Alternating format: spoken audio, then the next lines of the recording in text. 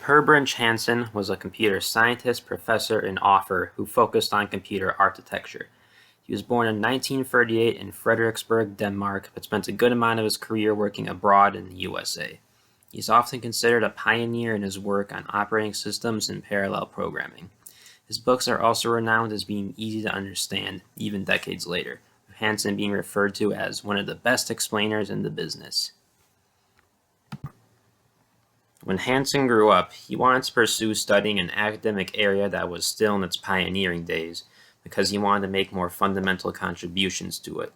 He decided on studying computers, and after reading a book on the IBM 7030 Stretch project, decided to become a computer architect.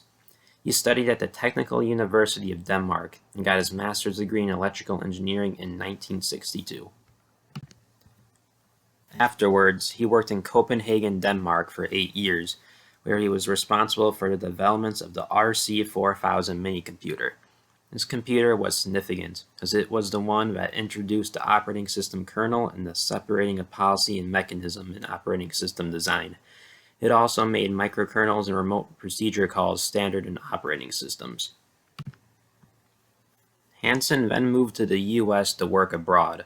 From 1970 to 1972, he was a research associate at Carnegie Mellon University, where he wrote his first book, Operating System Principles, and started developing his monitor concept.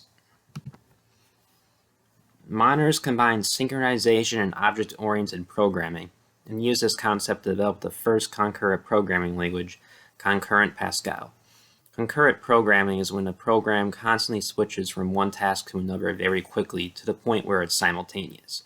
This is an important part of operating system design, as there are many tasks and programs ran in the background when an OS is active.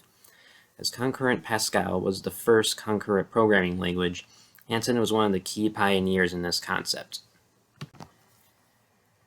For 14 years, Hansen stayed abroad, working and distributing Concurrent Pascal to various universities.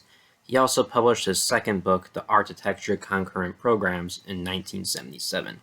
This book and his work led him to being the first computer scientist to be awarded with a doctorate thesis degree.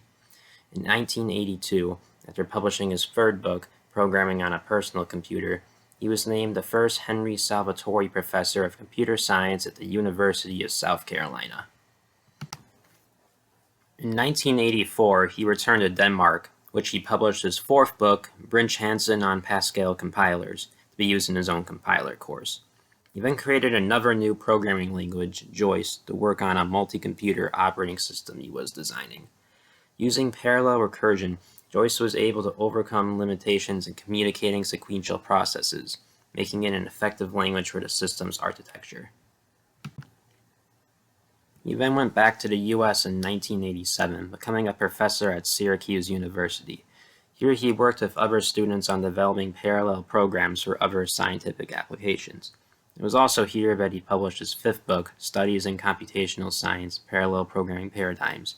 He used another language he implemented, Super Pascal, to work on parallel algorithms. This book has some of those algorithms in it. Near the end of his life, he wrote a few more books like Programming for Everyone in Java, which was a programming book for non-programmers. In 2002, he received the Computer Pioneer Award, and later on published his memoir, A Programmer's Story, Life of a Computer Pioneer, in 2004.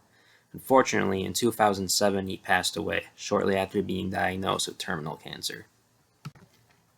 He is important to computer architecture due to his advancements in parallel computing and kernels. He also created Concurrent Pascal and other programming languages, which they and their concepts are still used in operating systems today. Without these things, our computers would function very differently, and perhaps more inefficiently than they do now. Through his many achievements and awards, Hansen did what he and many others sought out to do, becoming a pioneer in an area he had passion in.